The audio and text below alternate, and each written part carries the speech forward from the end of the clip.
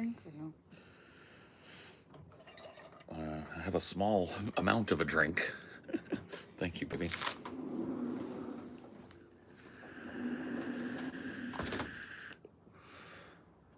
Hello.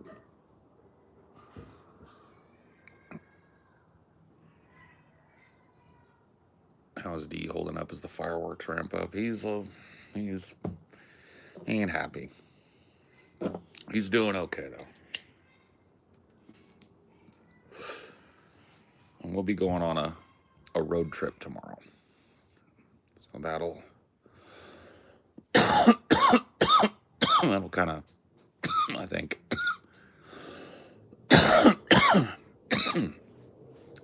will kind of reset his little world a little bit.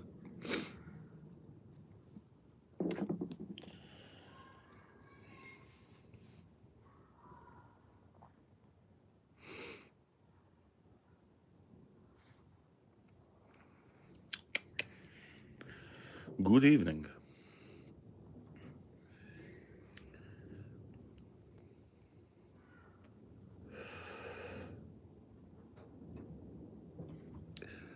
In fact, pismo means tar in the Chumash language. Cool. It's also a type of clam. Oh, I'd rather have this. Do you have one? There's two more. Can I have one? Yeah. Just offering. Thank you, baby. First, but yeah, I'll get myself one too. I'll have a twisted tea. I haven't had a twisted tea in a minute. Have you guys had a twisted tea in a minute? Twisted tea? Anybody? Razzleberry? Germany and India, right back to back. We're global. Never had a twisted tea? I might not have had a twisted tea either. This might be my first twisted tea. I can't remember ever going like, give me a twisted tea. Let's see. It's a little dangerous. It doesn't really. It's like a Long Island where you can't really taste it. Yeah.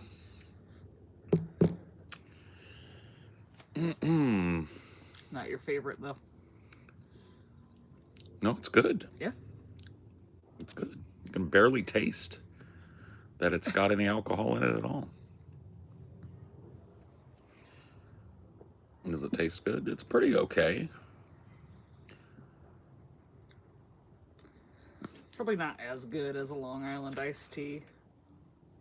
No, it all is pre-made and shit. It is not. It definitely is lower alcohol by volume than a actual Long Island. 5% AVB. 5 massive percentage points.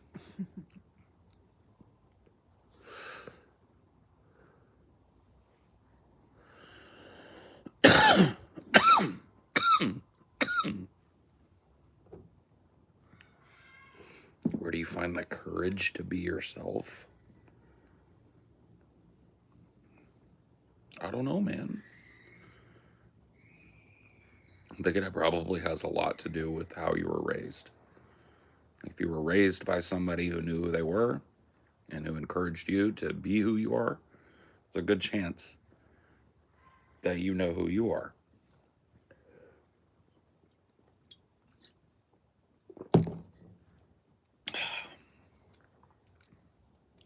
And if you weren't raised that way, it's a lot of training yourself to unlearn the behaviors of building your self-image on how others perceive you. Mm-hmm. Can be a lifelong struggle, but people can learn that stuff. People can individuate, but it's hard if you weren't raised by somebody who was individuated themselves. Or that didn't give you room to individuate. Yeah. So, probably a little bit of nature, probably a little bit of nurture, like everything else, right?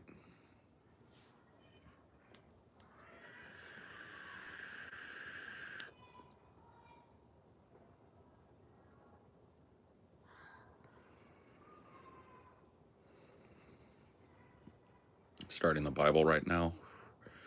Prepare to be bored.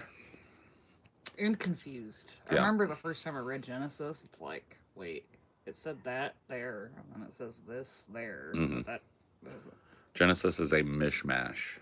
there's like 3 different whole stories. Yeah. There's 3 different books of ancient text that they crammed all into one book in Genesis, and it makes no sense, and it's boring as fuck.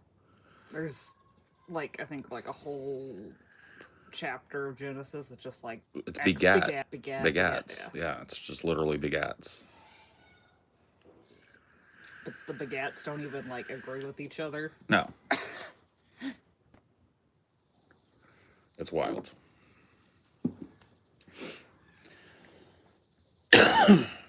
And personally, I'd recommend someone, if they're pursuing a Christian route, to just get one of those Jesus Bibles. It's just what Jesus said. Oh, I think you'll be a lot better off just reading that part. Yeah. Thank the Jesus movement in the 60s for that, and the 70s. You'll be way less confused, probably. Yeah, you'll get the whole point of the Bible without any of the weird fucking desert Ancient nomad laws. ancient laws and the weird fucking desert nomad fucking traditions. He takes all that out and just gets to the stuff that's relevant about the Bible. So that's what I'd do if I were you, getting into Christianity. I'd start with Jesus. And then, if you're bored one day and you want to get a little bit more perspective, go ahead and thumb through the Bible. But I'm telling you, it's a lot of gobbledygook bullshit. Yeah, but, Jesus basically tells you that the Old Testament is total horse shit. Well, the new covenant Yeah. with Jesus. He says, I did not come to break the old covenant, but to create a new one. Which means that the old covenant is null and void because Jesus has a new covenant. And that new covenant is, whosoever should believe in me shall have eternal life, right? That's the new covenant. The new covenant is that you have to ask Jesus and the Lord for forgiveness of your sin, etc., right? That's the new covenant. You used to have to follow all these old covenant laws. No wearing mixed fabrics, no shellfish, no pork, etc., etc., etc. Those all used to be part of the law that you had to keep in your life to stay holy. And Jesus came along and freed you from all of that, right? As Christians. And so you really need not pay attention to all the rules prior to Jesus because he freed you from them. And he created a new covenant that's a lot easier to understand and has a lot better, information and the moral centers in it. So, yeah. We might not be Christians ourselves, but in terms of just Jesus, we don't really got much problem with just Jesus. No. Jesus was pretty based a lot of times. My favorite, what's your favorite Jesus moment? My favorite Jesus moment is when he fucking throws the moneylenders out of his temple. Oh, yeah. He comes back to Jerusalem and he finds his father's temple infested with moneylenders, and he grabs them and flips their tables out and tells them, "Get thee hence from my father's house." Yeah. I like that. That's cool, Jesus.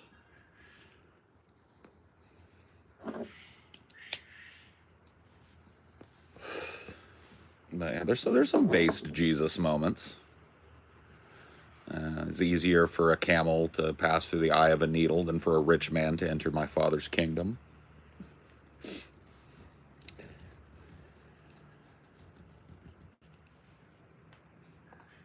I think it's been longer since I've read the Bible than you. Probably not. I read the Bible the last time I read the Bible, I was 20 years old. So, you weren't even born. Well, you were 2 years old the last time I read the Bible. I guess that's true. So that's gonna be. I guess it hasn't been longer, but I read it pretty young. I read it at or at least started at 8. Yeah, I didn't read it until I was in my teens. I read it for the first time when I was 13 or 14 and got all the way through it, just reading a little bit every night. Mm-hmm. And then I dove back into it when I was 16 because I thought I was going insane. So I read it again and started listening to this preacher, the tapes of a preacher. Like he had a tape set, put one in, and I'd go to sleep to it every night. I was definitely seeking at that point some sort of hope. I think it's just I remember it a lot less because I was so young when I read it. I'm like, you probably remember many books that you read at 8 very well. One fish, two fish, red fish, blue fish, and hop on pop. I liked hop on pop. I think you were a little further ahead than that at 8. I probably was, yeah.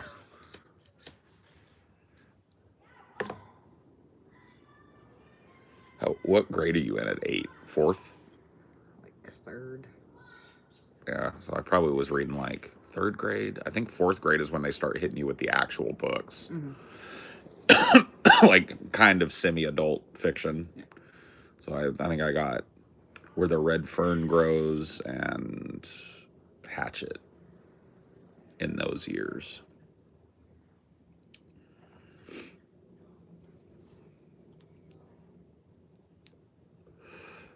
Do you know that dragonflies have all them legs yet can't actually walk? True story. That is pretty interesting. I mean, they don't need to walk. They just need to, like, hold on to shit. Well, what if they wanted to land on something and then, like, walk over to another part of it? They have to take off and land again to get to another part. It's kind of wild.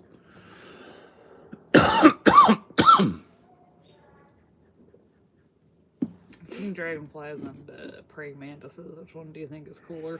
Mantis. Yeah. Yeah. You saw that one that attacked me? Yeah. I learned not to fear the mantis when I was little. Yeah. Because they can't hurt you. They're vicious, but their mouth parts and their little blade parts are not enough to break your skin. Yeah. You can feel them pinching at you and trying, and people get real scared. But I love a mantis. Mantis, yeah, that mantis was pissed. Oh, it was in the middle of summer, and she was probably like all warm and hunting. Yeah. So spring mantis, like a spring mantis or a smaller mantis, I used to grab them, and they'll attack you a little bit, and then they realize you're not trying to kill them, and so they'll walk on you and get them on your finger. And I would just watch them for hours because they like to sit still and wait. So I just watch them, and the coolest thing about a mantis is their eyes. If you look at a mantis's eyes, they've got these like odd shaped eyes, right, on each side. They're not circular; they're like a cushion shaped. And there's a little tiny black dot that floats around the surface of these green eyes. And that's their pupil. And you can watch them focus on things and move their little pupil around. Kind of interesting. They're smart, right, for insects. And so they consider you in a way that a lot of insects you can't really. It's like a lot of flying insects will have those segmented eyes, right? And maybe mantises do too, mantids do too, but you can see their pupil within it. Yeah, mantid's pupil will follow you, yeah. And they're weird too because their eye doesn't look like ours, like it's a ball. It looks flat, right? But there's a little tiny pupil that floats around in there and focuses on things. So it's actually not a pupil, it's a pseudo-pupil, so they still have compound eyes. Yeah, so they're still segmented eyes, but there's a pseudo-pupil. You can see it moving around in there and focusing on different things, and it'll follow your finger. So it's kind of interesting. I wonder if the purpose of it's more like communication with each other than... I think it's just like so it can track light, so it can see its prey, right? It probably allows it to track its prey without moving its body, so it can remain still and it can remain focused on its prey. That's what I think, but maybe, I don't know. I would imagine them having a pseudo-pupil and other insects not having a pseudo-pupil means that they probably have clearer vision than a lot of insects do.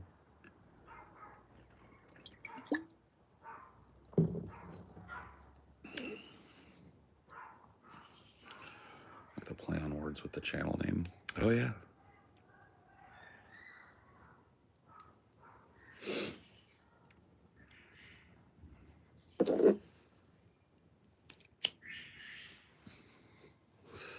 Hear those squirrels.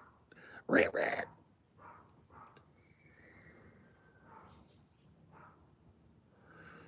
Oh yeah, some of the some of the more exotic mantises are absolutely stunning to look at. There's some exotic tropical mantises that look like flowers and look like leaves. Some of the more heavily developed mantids are really amazing to look at, but I just love a green mantis. And if you can find one that's not in the middle of hunting and real pissed off, they'll sit right on your finger. That's why I like them. I grew up, I learned not to be afraid of a whole lot of different insects. Like, I'll grab things with my hands that people typically won't, right? I was not raised to be afraid of insects and animals. I was raised to handle them.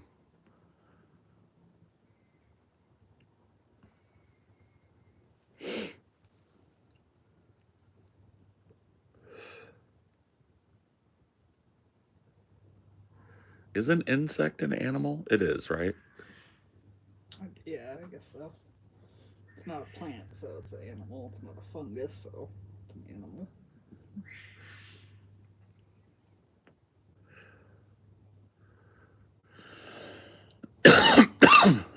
I screamed at a giant grasshopper like 10 minutes ago. Those are the only ones I don't like. my least favorite bug is a locust or a grasshopper. I don't like them. Yeah, I guess it does kind of, it's like a light thing to pseudo people. So it kind of helps them react better if they can focus on light in certain ways. Well, it lets them see the shadow of prey between the light source, right? And it lets them track that movement. Go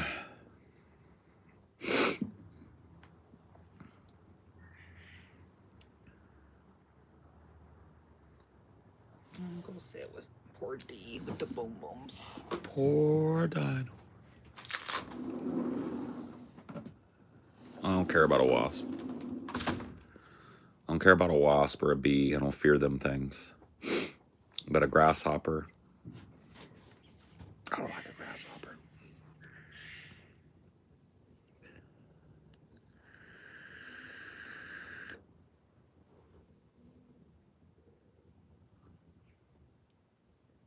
Silverfish. Yeah, I just don't get afraid of bugs. I don't know, man. Or snakes. I know fear snake, I know fear bug, and I know fear dog. Those are the three animals I think people mostly fear that are normal things you might run into.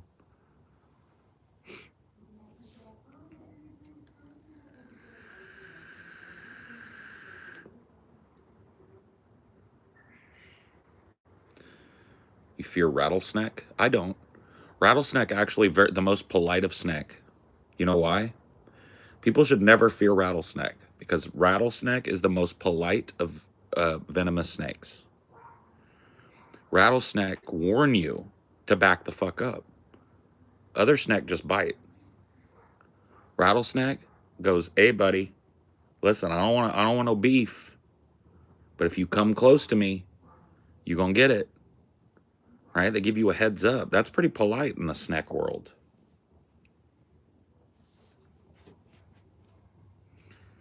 You fear rats? No, I grabbed a rat with my bare hands when I lived in Louisiana. Well, not my bare hands. I used a towel. But I freaked out my roommates because we had a rat running around in our house, sneaking in at night, and we cornered him in the pantry. And I could have killed him, but I couldn't bring myself to do it. So I grabbed him with a towel with my bare hands, and he was like, I could feel him trying to bite me in there, but couldn't get through the towel. I took him out in the backyard and I chucked him as far as I could over the fence into the like little stand of woods that we used to live by. And he was back the next day. He came right back.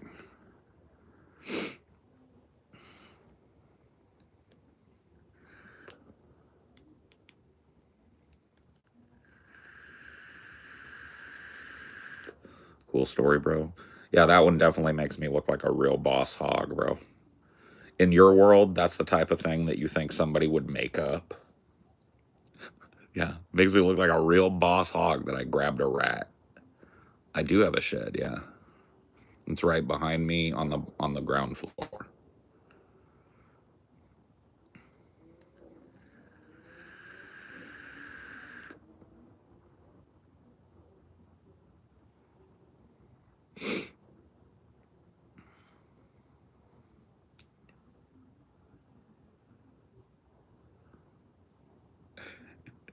Yeah, Alchemist lives in there.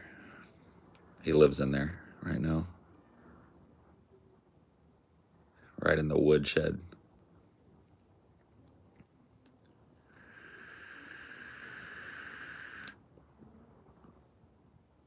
Yeah, cottonmouths, like any snake that doesn't have a built-in warning system to let you know, like, hey, back off. I'm not trying to bite you, but I will.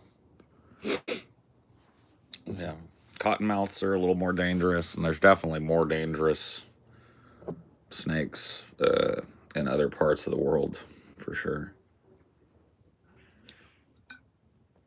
I know fear rattlesnake. I know fear spider. I know fear bumblebee or wasp. I know fear wasp. I know fear. I know fear any. I know fear most animals. I fear mountain lion. I fear grizzly bear.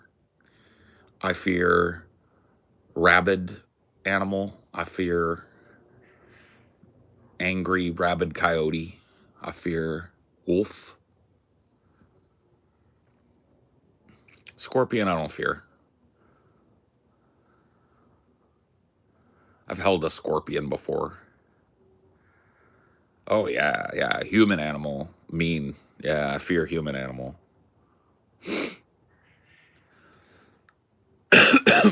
For sure. Yeah, yeah, yeah. The big creepy house centipedes. Don't fear them. Dude, I got one better for you, CX. I got one better for you. A pizzly bear, bro. You ever heard of this shit? A pizzly bear? Because, like, as climate changes happen and people have hunted them to near extinction, the grizzly bears have all moved north into Canada.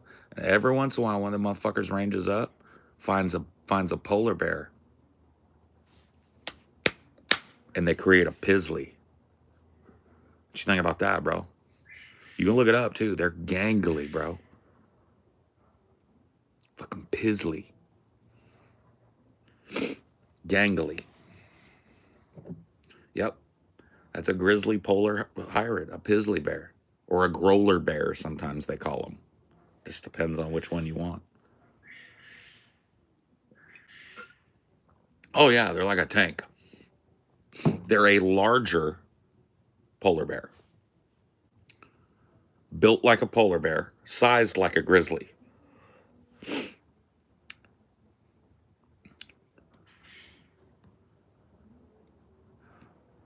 Yeah, well, that's just another name. Growler bear. I call them pizzlies. Ugh.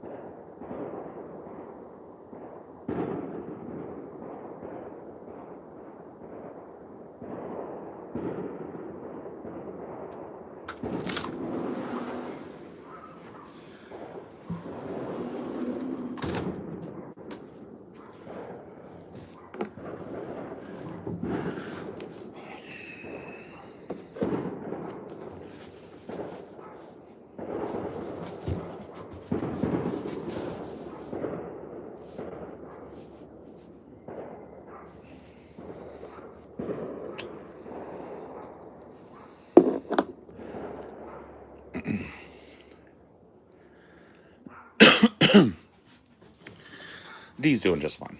Amelia's inside with him. We got the house, we got like a box fan going for some white noise.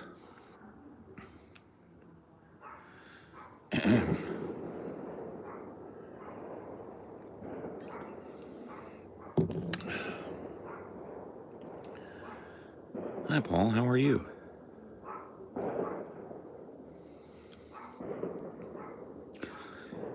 You hear the Doppler effect from living in the woods? Every explosion happens about 15 times.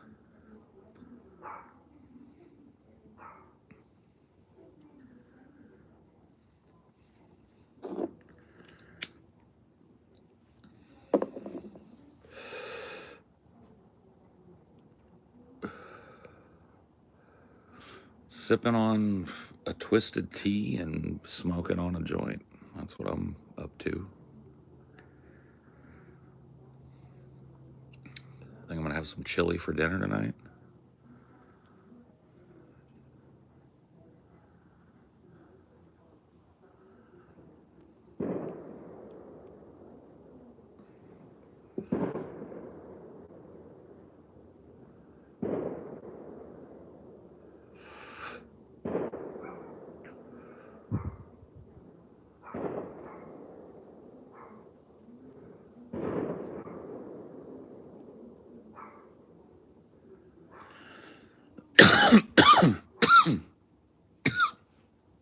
Well, I mean, do you want the true answer? Yes. The day that you start whining, and I do it too, about other people setting off fireworks when it's not the 4th of July, the day that that happens is the day you become a boomer. So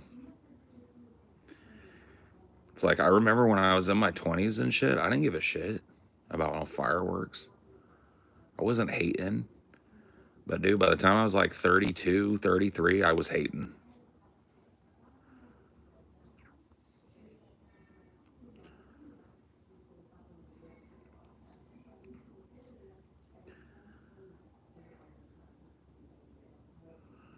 You write me a big long message on Discord?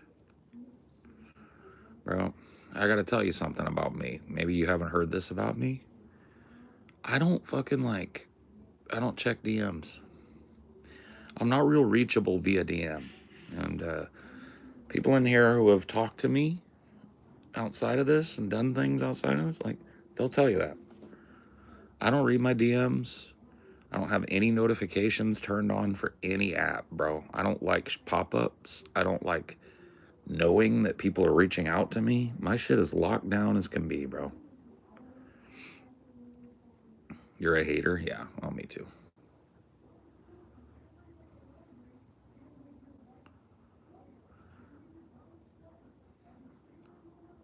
Doesn't mean I won't read your shit. I'm just saying, like, don't get, like, and it's just the way I am, bro. It's just the way I am. It has nothing to do with me trying to be a dick or ignoring people or whatever the fuck. It's just the way I am, bro. I'm the same way with my family. I hate texting. I hate notifications. The best way to get a hold of me is to call me on the phone. I'm old school like that. And if you don't have my phone number, that really isn't a possibility for you.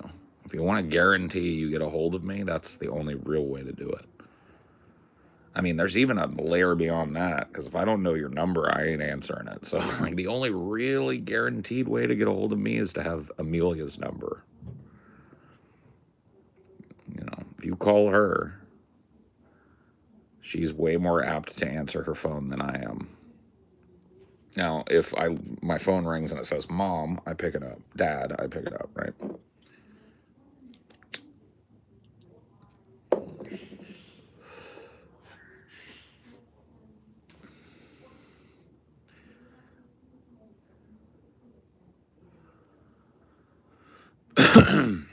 I'm the opposite. I'll ignore the call and text you back. Yeah, I'm literally the opposite of that. If somebody texts me and I notice and I feel like I want to talk to them, I will call them. Because I feel like it just gets to the point quicker.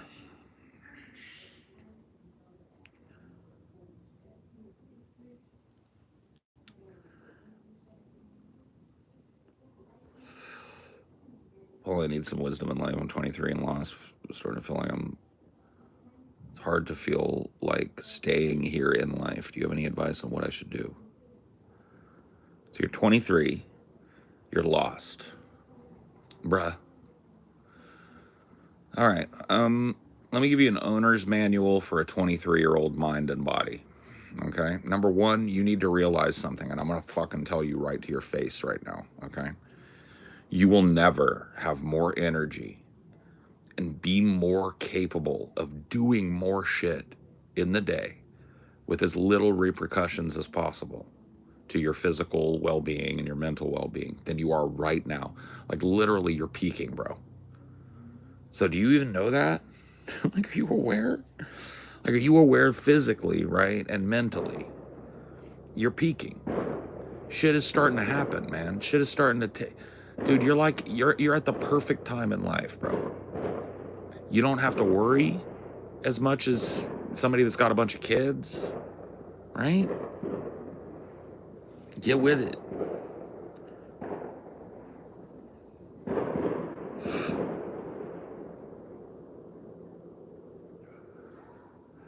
This guy's not qualified to talk about the peak of physical.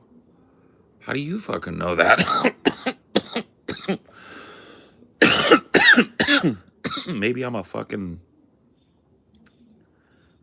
Maybe I'm a physical therapy coach and maybe I'm ripped and not fat.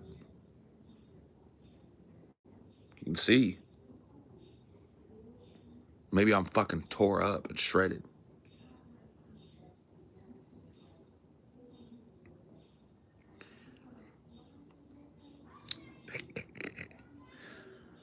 Yeah. If you're under the age of 18, you gotta go. You really do. Yeah, I don't really want you in here. Like, you need your parents' permission. You didn't get a permission slip, so you gotta go. See what I mean, man? They're just out there.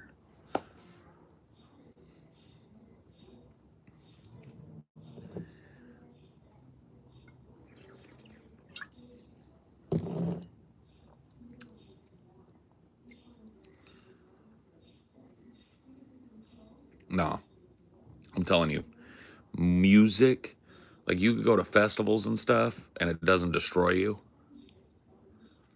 That's what I'm talking about. That's what I'm talking about. Looks like if TJ Kirk was a Republican. Cool. Republican TJ. That's the look. Republican TJ. I like it.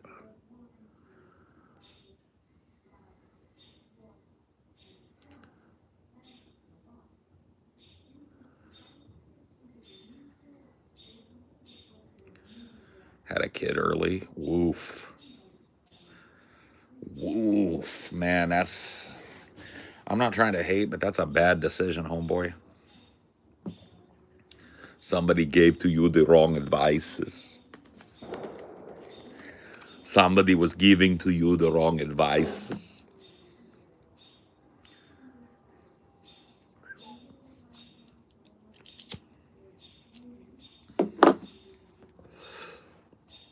Why are you here? Why are you here, fuckface?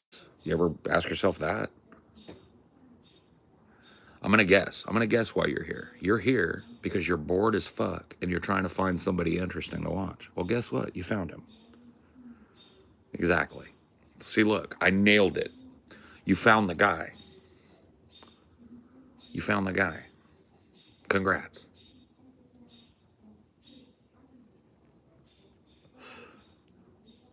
Jesus. Look at people's problems.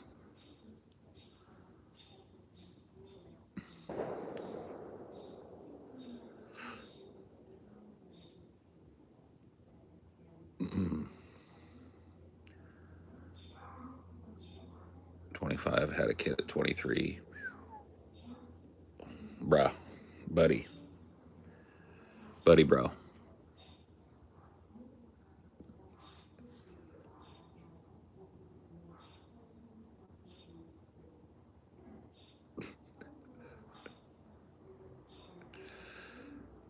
You have any kids? No. Nope. No kids. No kids in my past. No kids in my future.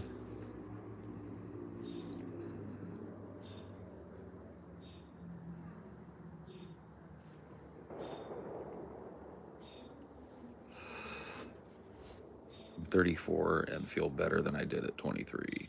Look up Brian Johnson and longevity, escape velocity, and anti-aging. Oh my god, dude, no. Bzzzt. Dinor is your child? No, not my child. He's not even the same species. Dinor's my roommate, my old friend.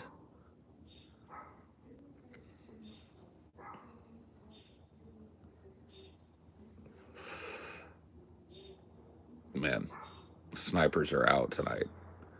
My family wants me to have a kid. They said it's bad for women after 30 to be childless. Yeah, I mean that there's a lot of social pressure for people to breed.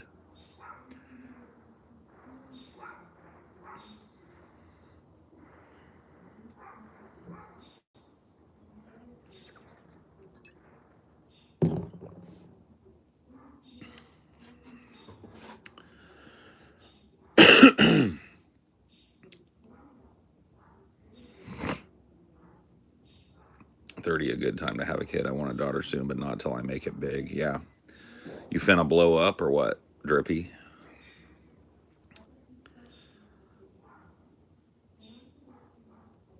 You next up or what? Kind of shit are you doing, Drippy? Sugar daddy? It ain't me. It ain't me. I had kids, love them, but do not recommend. Well, I mean, some people are supposed to have kids. It's not bad to have kids. It's just not bad to not have kids either. You know what I mean? Manifesting greatness for myself. I make music and clothes and content now. Dope. So you finna be big then. That's cool. I hope you make it, bro. I do. I've been a podcaster for 10 years. And that's my number one. That's the only way I make money. I do a podcast, we have merch, we have memberships, we have donations, right? And yeah, in December it'll be 10 years for me. And so it's possible, man, for a normal ass motherfucker to, I ain't nothing special. Yeah, we got a podcast on YouTube here called Onion Nuggets. You can go check it out. That's our main bread and butter. I also run a channel called Cinema for Cynics that I'm working on bringing back.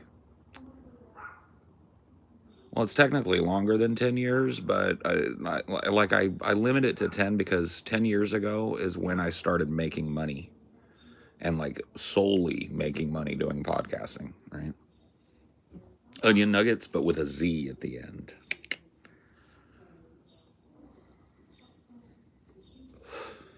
Yeah, and then you can look up Cinema for Cynics as well. That's my channel. You'll see me on there.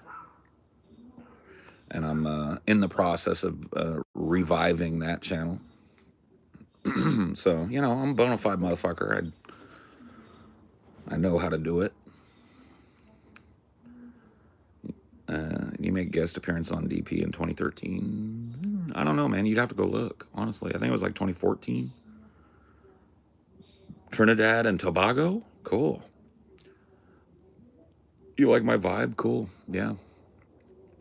I try and keep the vibe nice here. Sometimes it gets a little bit fucking salty, but I live in a pretty chill area, and I live a pretty chill life, and so I like to keep it that way.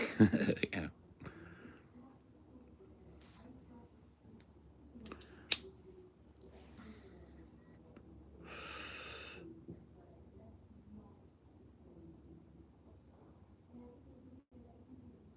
Salty Gen Xer, kind of, yeah. Well, I'm a cusper. So, like, I got 1 foot in Gen X, 1 foot in the millennial generation. I was born in 1980, so that's right on the cusp. Seem like a very non-judgmental guy. I mean, dude, I really try not to be. I can be a little bit judgmental, I think, sometimes, but as I've gotten older, especially, I feel like I really try not to be. And I think I'm less judgmental than maybe some people are. Well, your dad was a boomer. Yeah, yeah. Both of my parents are legit boomers. Yeah.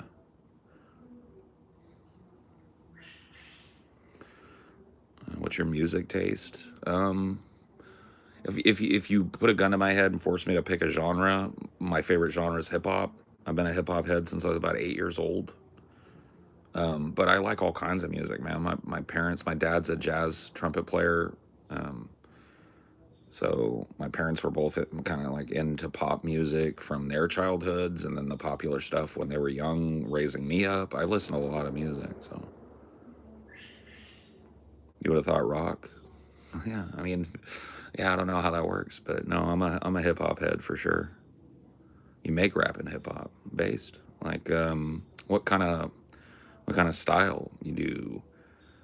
Trappy stuff. You do like more rock, hip hop type of stuff. That type of stuff. The new edge type of stuff.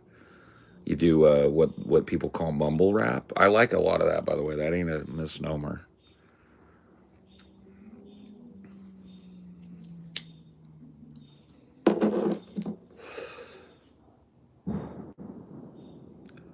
Say you have a universal music taste? Maybe, yeah.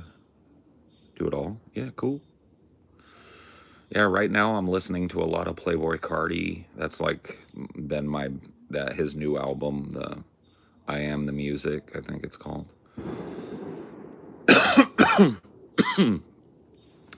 And then I just been like, when I'm not feeling like Cardi, it's Kodak. you know, I've been on a run for a while.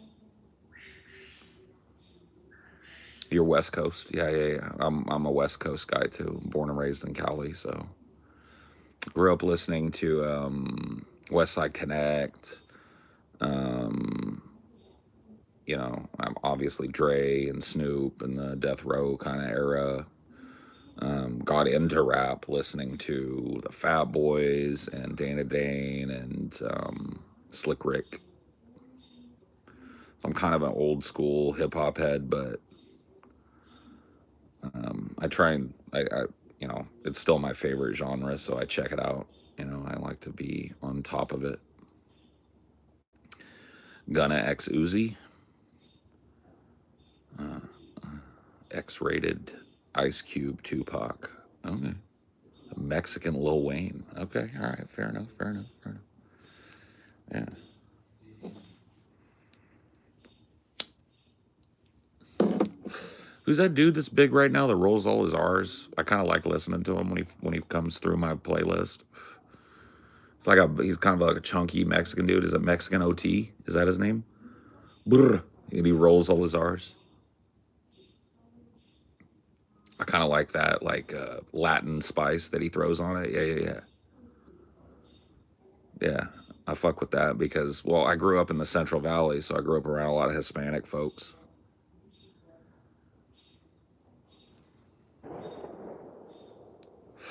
And Pooh Shiesty started the brr, warr. Puff Daddy's your favorite? Oh, you must be happy today. Puffy coming home.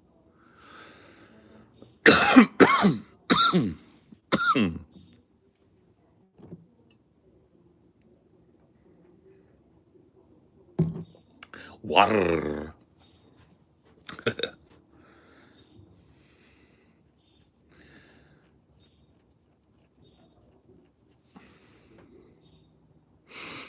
Am I puffing on? A little bit of sativa, something, something. I don't know what it is, but I'm not even gonna lie to you. I got quite a few strains around. I grab a little sativa, something, something. Fresno. Actually, born and raised in Madera. Madera. So about 30 miles to the north of Fresno. So definitely that area.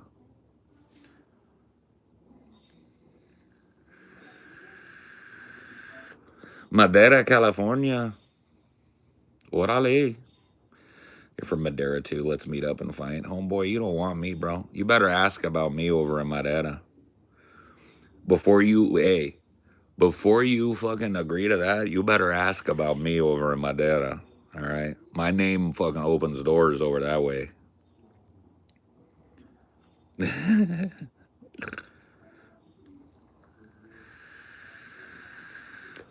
Saying ho. Yeah, a lot of Cali folk in here tonight. What's up? How you guys doing down there? Hope you're not burning up.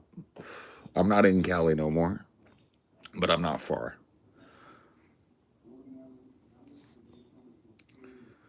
I'd fight you come to AC. Oh shit, man. Why do you want to fight me?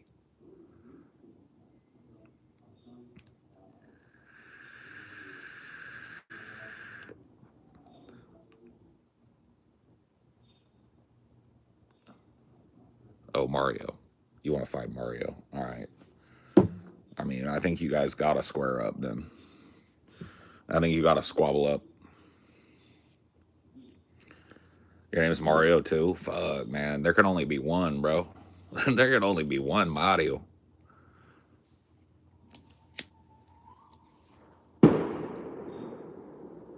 Sick.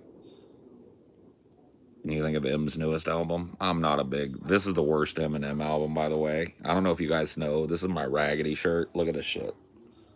You see that? Check that out. What do you think about that? I've had this shirt for 15 years, bro. This is just my comfiest shirt. So I just wear that shit in the summer. I'm not a big Eminem guy. I liked the first, like, 2, 3 Eminem albums. Then after that... This has got to be the worst one right here. Recovery, that's got to be the worst one.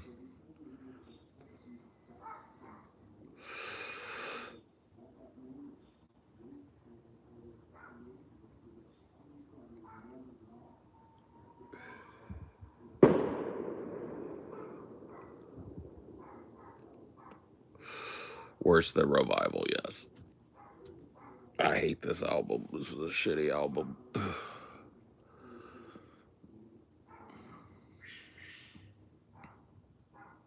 Dogs are pissed, yeah. Well, there's explosions. Sounds like fucking Mogadishu out here, bro. Sounds like the Gaza Strip out here. Of course dogs are pissed off.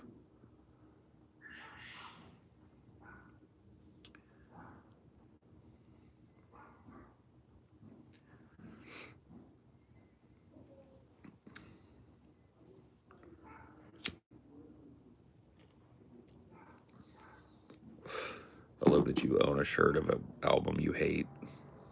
I mean, it was a gift, bro. What do you want? This was given to me, dude. You know, you understand? I don't know, maybe not, but this was given to me by a dude that was a friend of mine for a long time who backstabbed me. So it's like a trophy, you know? That's just the truth. Yeah, I had a really good friend, used to work at a record store, and he would get me these kind of cool promotional shirts. And then, yeah, he shiestied me. And now we're no longer cool, but I kept his shirt.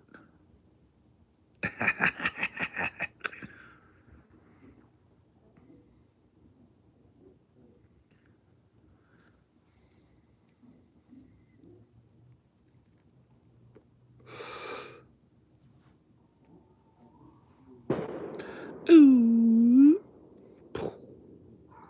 Those things sound cool out in the woods. I know it makes D kind of nuts. He's like looking out here from the couch. He's like, I know it makes him kind of nuts.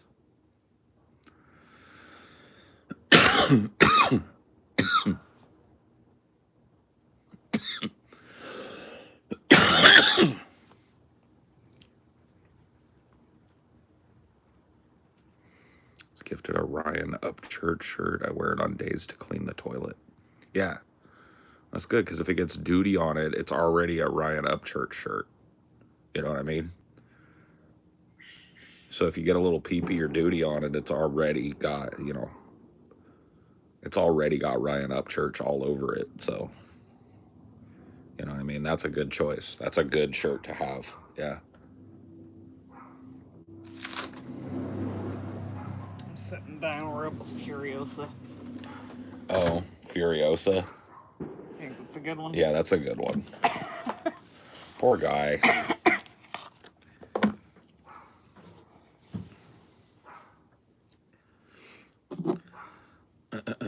Dreams are nonsense. Had one where cybernetic velociraptors sang Freebird with me. I challenge you to find a point there. I mean, don't do that because I'll do it. You know what I mean? Like, honestly, I don't think dream interpretation is like, I don't think it's like reading like astrology level of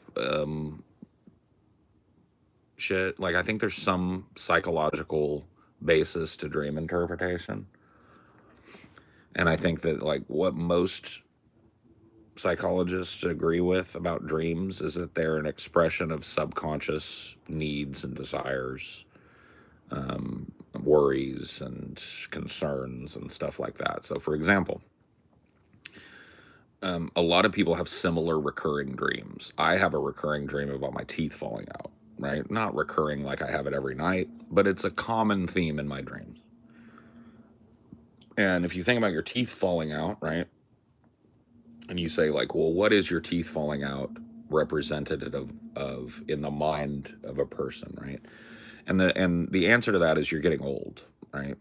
Old people lose their teeth fall out, they got to get dentures, blah blah blah, right? And so if you are dreaming a lot about your teeth falling out, there's a good chance that maybe you're worried about how old you are, or maybe your age is a concern, right?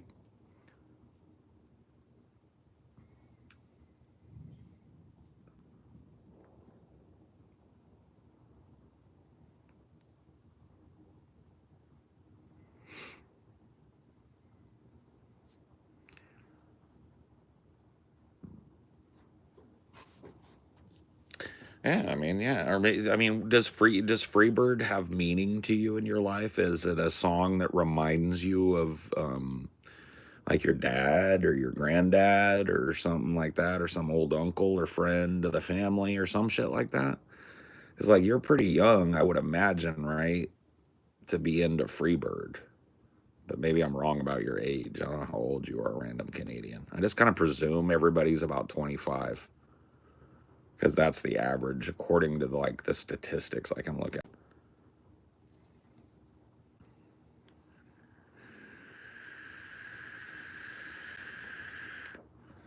Drowned in a dream, you might have like apnea, like you might be having trouble breathing in your sleep, and your brain might be interpreting that. Dinor's in there watching Furiosa now. Mm-hmm. That's good. That's a good loud movie.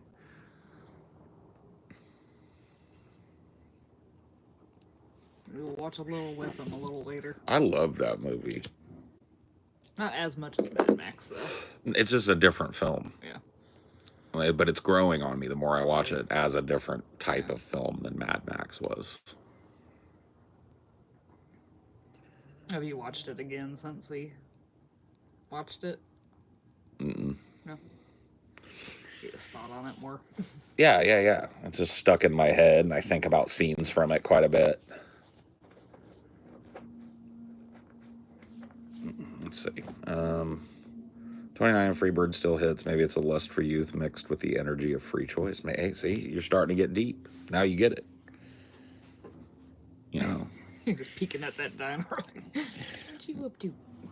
I'm just seeing what he's doing over there. Making sure he's okay. He wasn't shaking or nothing yet, and it's calmed down a little bit already, so. Yeah. Well, I mean, it's going to keep going. It's still dusk. Mm-hmm. A lot of people still have to work tomorrow, so they're not going to go super late tonight, I don't think. Yep.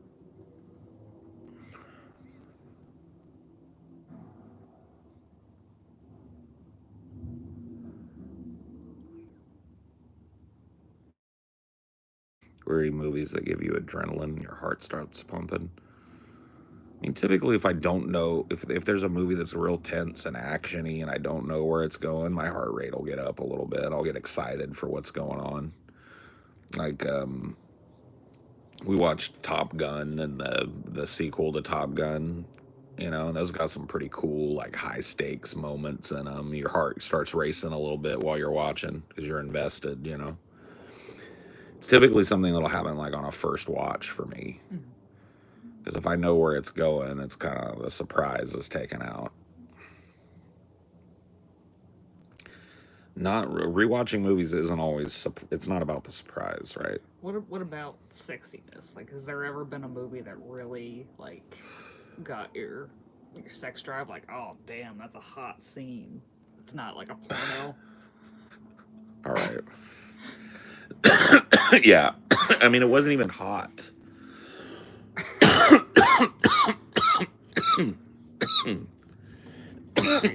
It's not even a hot movie. But the time that it came out and the time that I saw it, I was around the age of the person who's portrayed in it. And it's like a teenage blossoming sexuality movie called Welcome to the Dollhouse. It's an indie movie. But I was obsessed with that movie because of its portrayal of sexuality. Like, because I was going through that, you know what I mean? And so that was like a real rewatcher for me when I was young. Felt like I was being naughty watching Yeah, it. you don't think you'd ever want to watch it now? No. You feel weird. Well, yeah, because I'm just. It's not a, you know what I mean? It's not a movie that the characters haven't aged with me. Yeah. So, you know, but no, it's not even a movie. Well, it is a good movie. Like, the portrayal in the movie is really good. The girl that's in it, she's been in a bunch of other things. She's like a character actress in the 90s. Kind of very unique looking. Heather Mazzarato. Yeah.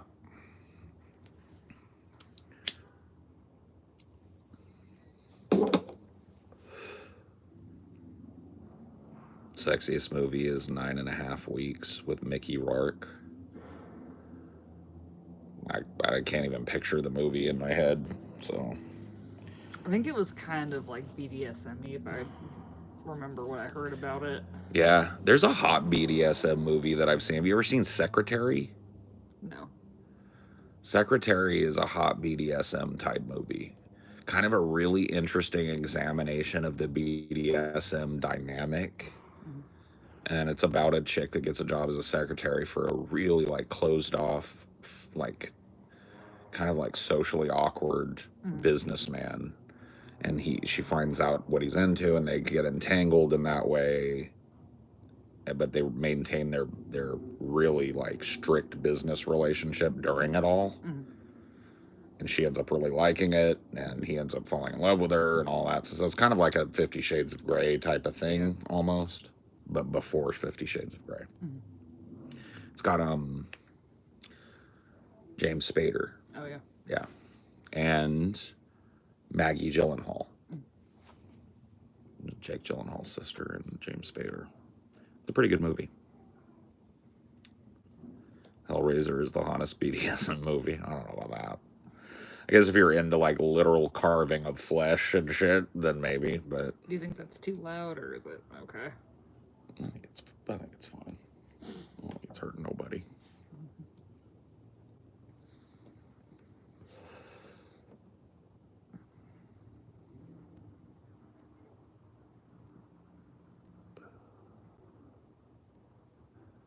Trying to think of any other steamy movies. Steamies.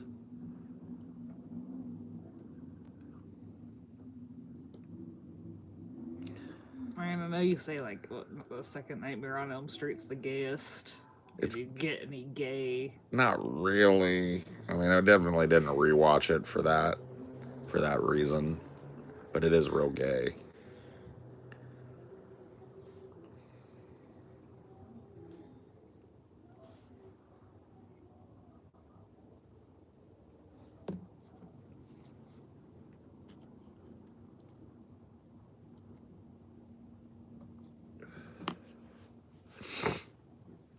Revenge of the Nerds gave chub.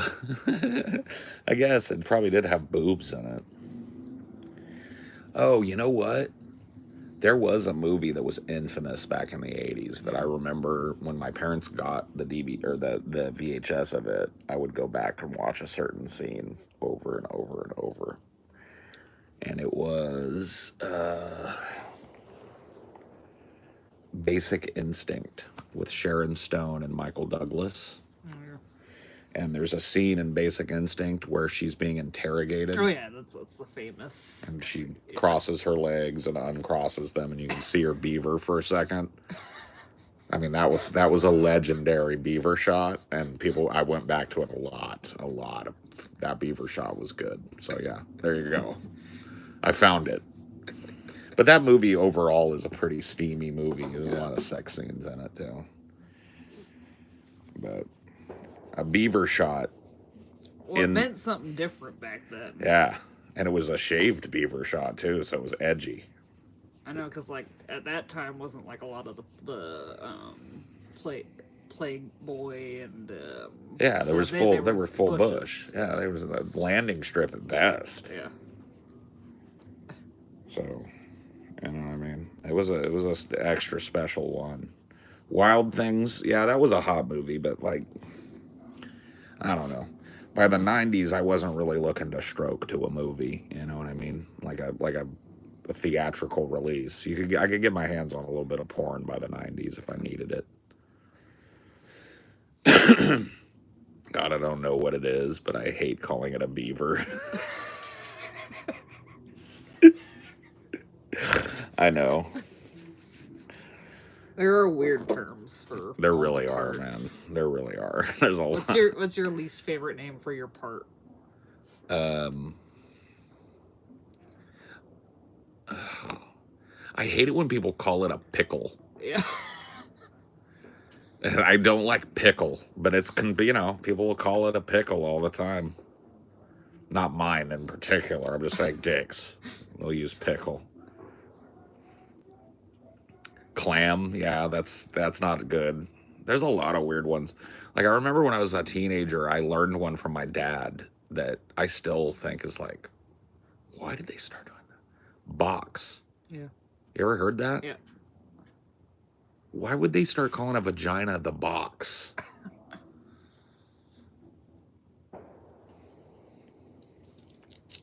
Winky? Yeah, Winky. Winky is pretty fucking bad, yeah.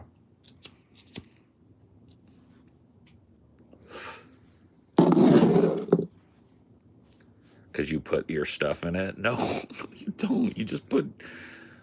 I mean, well, I guess you do. But that's all it takes to make the comparison to a box?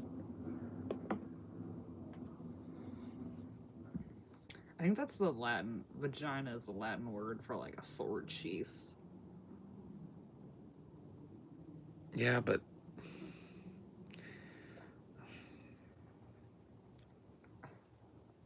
Slit is pretty bad, yeah.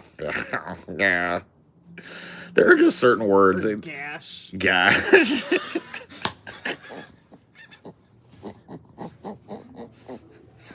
How did that one I wasn't expecting it. I don't think about these words, man. Some of these words are just wrong.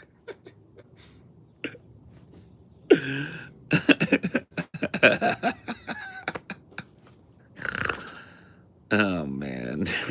Trim. Vertical smile. That one's from fucking... the first time I ever heard that was from ICP. So I don't even know if that one counts, man.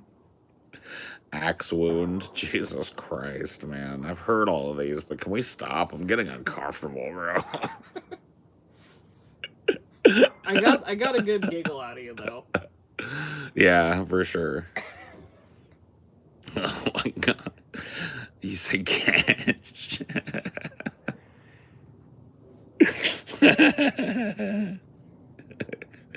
Yeah, man. Man, oh man, bro. Muff. Okay, stop, bro. Stop. I'm gonna die, bro. You can't keep doing it, bro. You can't keep doing it. No. Didn't you guys go through a lot of these on the vagina episode? Doing what? all the slang terms.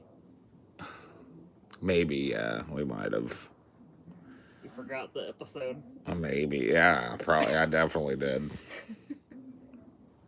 That's the great thing about being a human being is you can laugh at something and then put it completely out of your mind, and then a year later you laugh at it all over again. I love that. Well, that episode was like 3 or 4 years Well, ago. there you go. Then I was due. I was due for a giggle on how people talk about vaginas.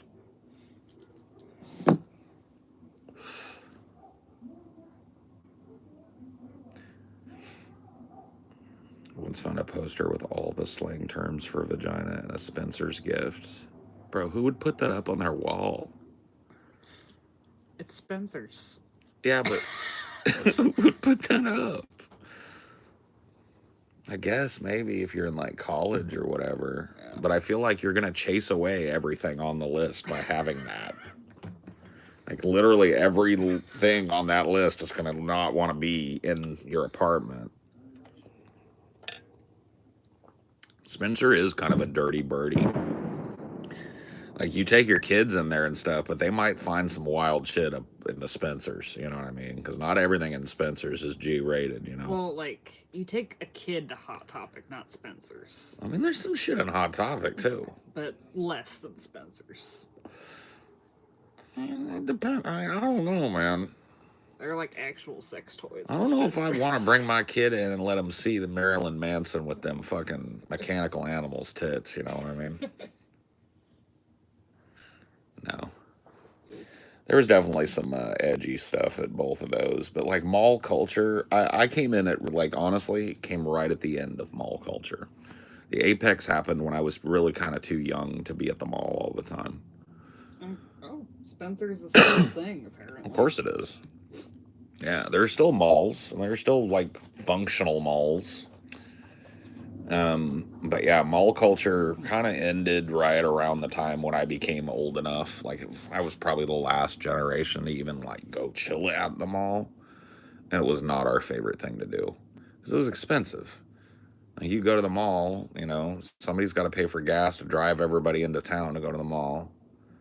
And then everybody's got to pony up if they want to eat. They want to have an Orange Julius. You want to buy anything, it's $40 for a shirt at fucking Hot Topic or Spencer. So you end up just like kicking it in the mall, window shopping, browsing, kind of fucking around and making trouble and leaving when you're bored. It wasn't like an everyday, that was where all the kids were hanging out type thing like it was in the 80s. Like if I'd been 15 in 85, if I'd been born 10 years earlier, I probably would have seen and I'd have stories about like the apex of the mall culture and shit. But by the time me and my friends were old enough to, you know, have cars and shit and start going and hanging out on our own, the mall was like not what we wanted to do. It's kind of a lame thing in there. I'm gonna see if I can find the weirdest thing at Spencer's, their little sexy section. Yeah, I mean, they've got some pretty wild stuff. Oh, they got something where you can do a mold of someone else's dick and make a vibrator out of it. Oh, there you go. They got the kit over there. Got it. I was in high school between 2008 and 2012. I think that was the very end of the mall. And even then it was near death. Yeah, I mean, it was, you could tell that it was like falling off big time when I was a kid. Like when I was in the 90s, you could tell that the mall was not the same place it was just 10 years ago. One of their best sellers is numbing cotton candy deep throat spray to go. What the fuck?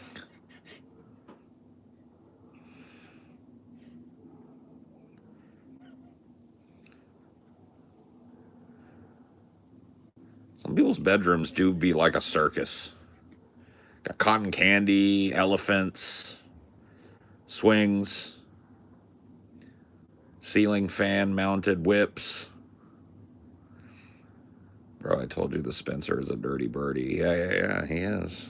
He's a filthy old fucking dirty old bastard. Nasty old Spencer.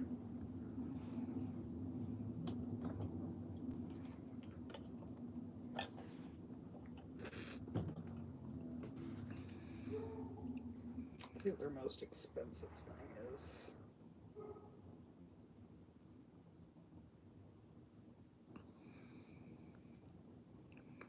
As well as couple vibrators. My dad had a sex dungeon, bro. Respect. You found your dad's sex dungeon. Like, I think everybody's dad had a sex dungeon, but they were pretty good at hiding it. Like, I never stumbled on my dad's sex dungeon. So the fact that you were able to find it, big mad respect, bro. Because they hide them things.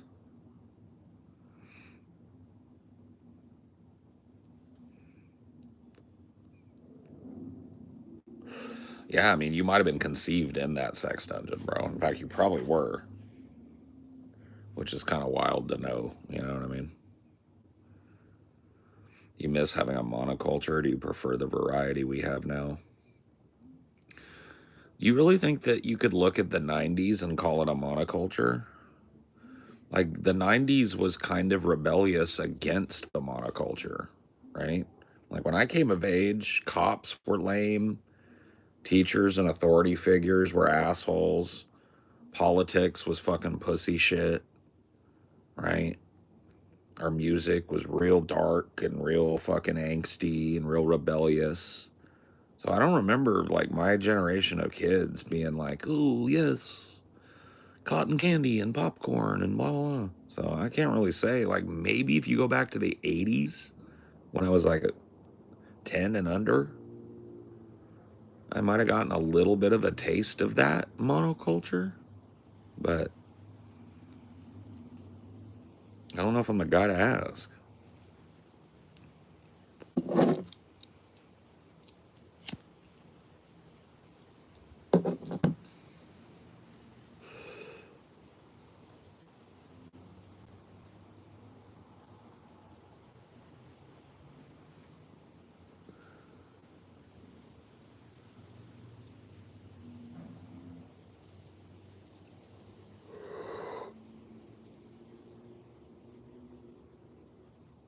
Yeah.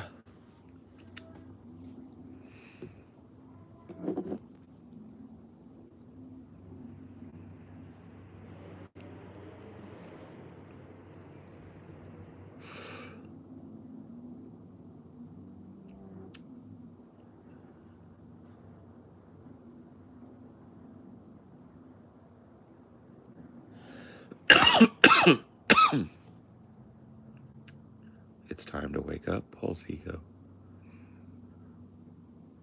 You're dreaming, Paul's ego. You're dreaming.